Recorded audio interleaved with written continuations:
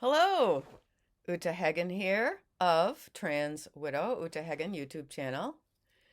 And this is a little tiny artifact with little bluebirds and a little tree on a piece of bark from my woods, which I had sent to my mother sometime in 2019 before she died in her 100th year.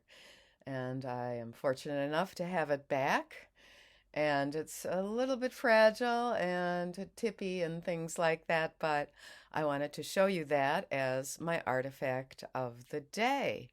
And let's see, we are going to talk about a recent uptick in subscribers and comments and views on the channel. We're almost up to 163,000 views in the lifetime of the channel, which is maybe 15 months or something like that. And we are working our way very soon to 1,800 subscribers. And I notice also, and thank you to everyone, new subscribers who have just discovered my channel and my loyal stalwarts. Um, I have noticed also that along with that, and along with an uptick, usually comes trolls and comments such as, "You are full of hate."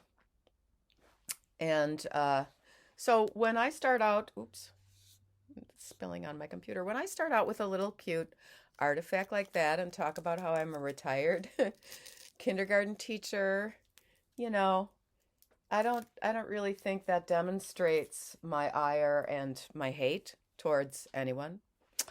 And some of the other trolls are aggressive, and they tell me to find a tall building and go up to the top and jump off, or they tell me to go find a busy street during rush hour and lie down on the center line.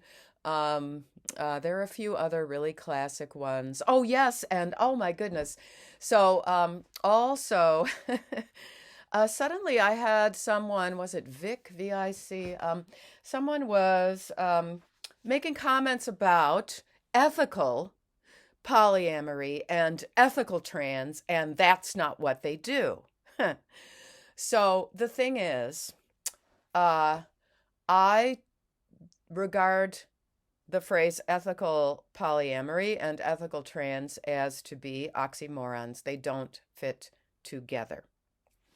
The reason being is that in my experience, people who believe that they are born in the wrong body and actually have the mind and psyche of the opposite sex, and opposite sex persona, as I say, what I find is that they try to recruit other people. They are brainwashed with the idea that there are more of us than you think. And at the same time, another sort of oxymoron, at the same time as people like Dr. Ray Blanchard and the Four Horsemen of the Apocalypse, Blanchard, Bailey, Cantor, and Zucker, are making these claims that it's such a small percentage of the population that has this psychiatric illness, such as 0.0016% or something like that, when actually we know that in certain very woke, indoctrinated areas, as much as, for example, one of the schools I used to teach at, PS 107 in Woke Slope, aka Park Slope, Brooklyn, I heard from a teacher who is still in service there that half of the fifth grade girls from either last year or the year before are identifying as either boys or a non-binary persona, which, non-binary is a confusion, but they've invented very potentially damaging surgeries for this confusion. And some females who say they're non-binary are actually taking testosterone because they want this mix of hormones in their bodies. And now we know from a recent study, you can check this out on EDI Jester channel on YouTube. Great guy, Barry in Britain. He cited a recent study that is showing a drop in something like in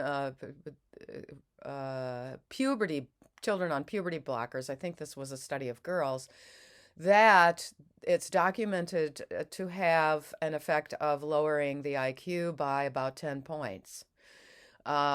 So this, we're talking truth and reality here. And as a lovely commenter said, to the person who said that I'm full of hate, a lovely commenter responded, Uta tells the truth. Uta is full of reality.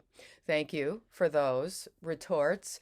I do advise you to, instead of responding to those people because you are possibly risking your own ability to make comments on YouTube in case that cranky, childish, missing a nap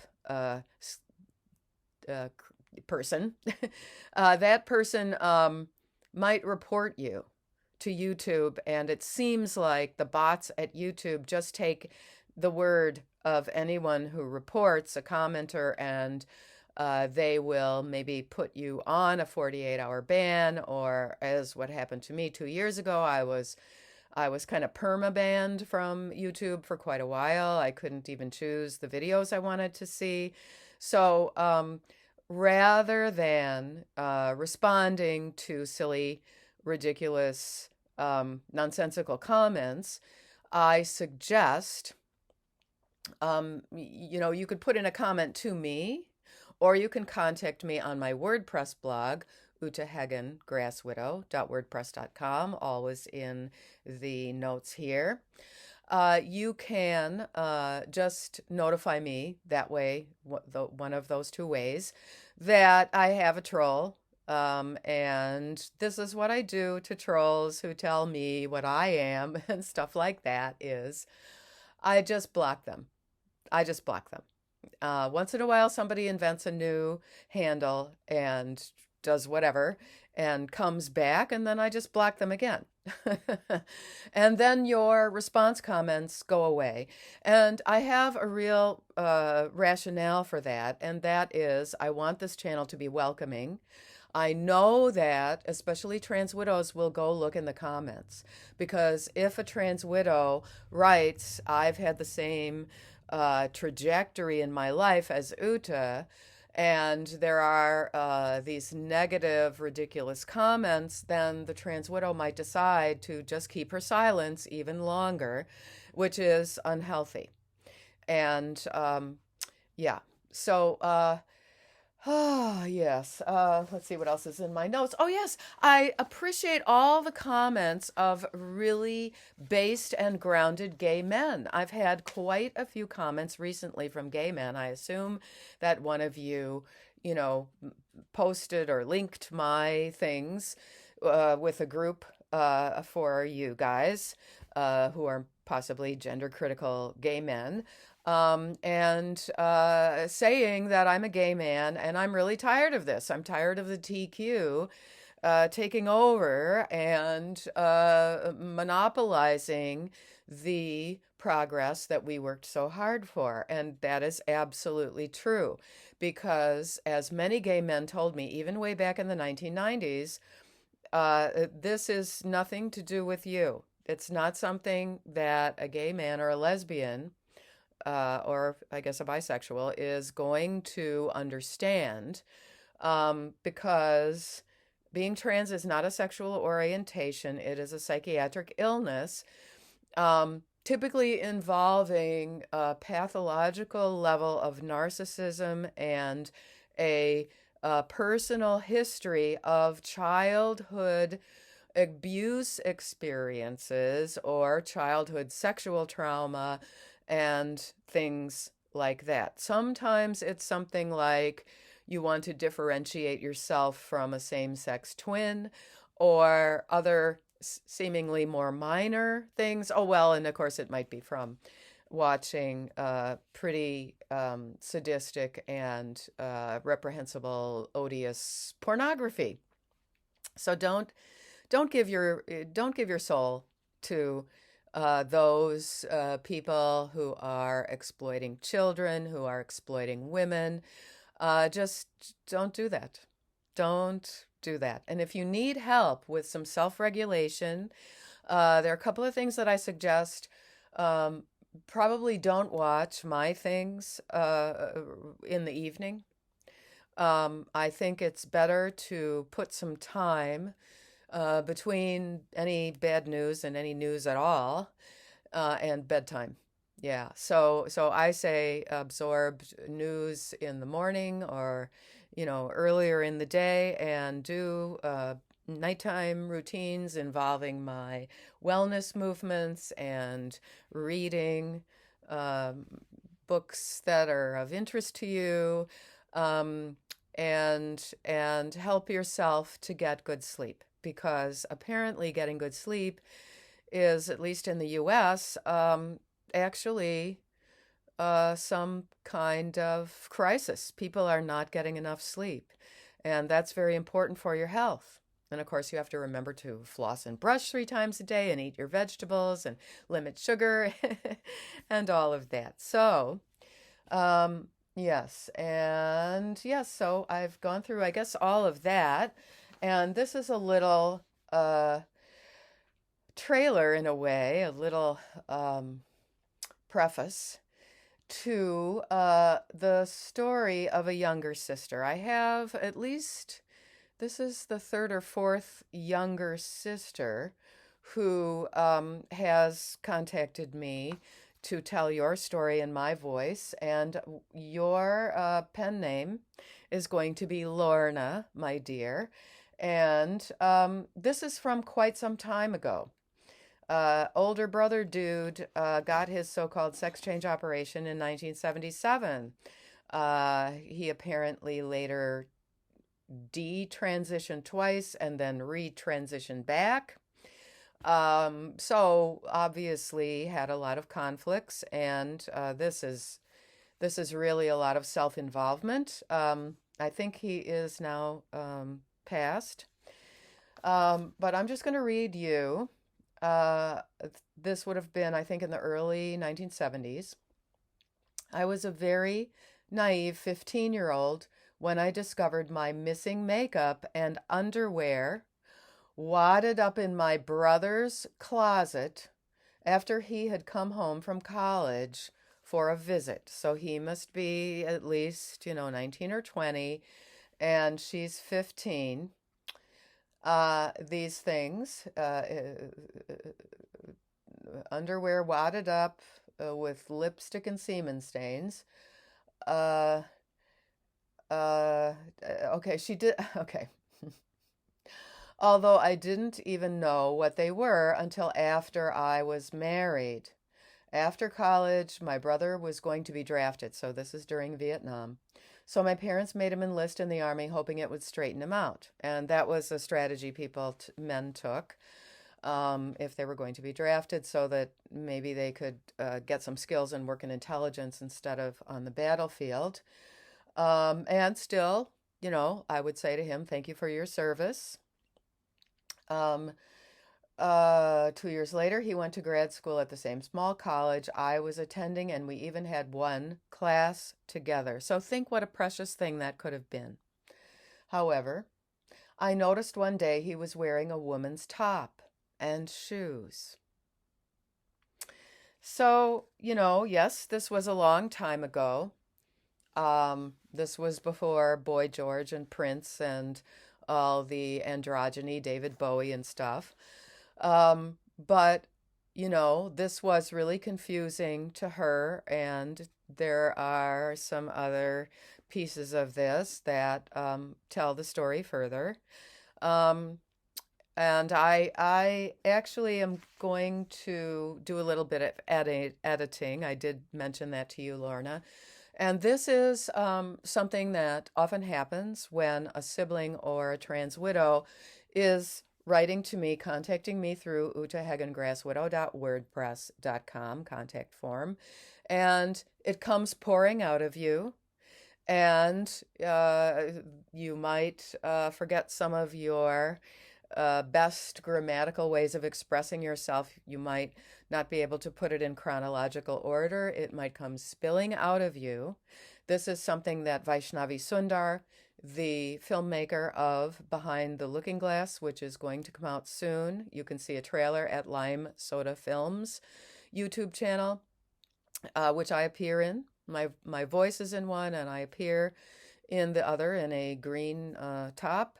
And Vaishnavi also said that she found with the 40-something trans widows who got in touch with her that it was this avalanche, like a flood of emotion and expression that has been held in and suppressed because of exactly those commenters who tell us that we're so hateful, and they try to coerce us and oppress us, actually, and prevent us from telling our side of the story, which often involves living through a period of extreme financial hardship. Because when these men are encouraged by the mental health profession to go ahead and spend all that money and show up at therapy wearing your best sparkly lipstick, fingernail polish, everything. Of course, it's going to have to be the most expensive makeup, the most expensive shoes to make your feet look smaller, all that stuff. And so you secretly spend money, and you are not thinking about your wife, who, like I was back in the 1990s trying to spend less than $50 a week on food for a family of four. We basically never went out to eat. And I made a lot of lentil and split pea soup, which is healthy. But I was very overworked as an at-home mother with an infant and a toddler. And in fact, when my infant was 6 months old, I got a very bad case of pneumonia and almost died. I asked Nettie to drop one of his graduate school classes, and he refused. I now know, because of the timing of a year later finding his cross-dressing three filled sketchbooks, his diaries, I know that his cross-dressing went back into that period. So one of the reasons that he refused to drop one of his business school classes at New York University was because he was cross-dressing, and that was this project that he was doing. And under the guidance of a so-called therapist with no credentials, Ruth the charlatan, he couldn't drop that project and curtail his schedule of so-called business travel, to really take care of me. And I feel that both of my children, who were at the time 6 months and 3 years old, I feel that they still carry trauma from that, because I was seriously sick for 2 months. Fevers, lost a lot of weight at a time when I didn't need to lose weight. It was very, very dangerous. And one of the reasons I felt so strongly that I needed to leave was because of having that experience that my husband wouldn't take care of me. I was absolutely distraught. I asked my parents to say something to him. They didn't want to interfere in their daughter's marriage. I mean, there are so many circumstances for a family that involve money and time. Now, the other little answer that I'm going to give to the commenters who say that there's such a thing as ethical polyamory, which is having affairs outside of your main relationship, and especially if there are children, there's no such thing. When there are children involved, there's no such thing as ethical polyamory. And as Molly Winter stated in her book, she ended up hoping that this some dude that she had hot sex with would cheat on his girlfriend. Why would you, as a woman wish for something like that. Um, you know, I really believe in this very slow, gradual evolution in a monogamous relationship. My reference is, of course, heterosexual, but I think homosexuals uh, do this too. Um, it's a gradual exploration of your very familiar, precious bodies. And you know, who wants to go home and tell their husband, the father of their children, that, I want to have sex with that guy that I spent the afternoon with while you were cleaning up our house and having and supervising the children? I want to go have sex with him again because I discovered, when we're really in this high state of arousal, I like the smell of his body kind of better than the smell of your body. I wonder if we could buy you some product that would get that. Now, uh, none of this is really accusing other people falsely of reprehensible things. I am a woman in my older 60s. I have been around the block, and I'm telling you that it is what it is. And wanting it to be something that it's not just doesn't work. And now, as you can see, I'm wearing my, as I call them, overalls, and I'm going to do some work outside, even in this winter weather.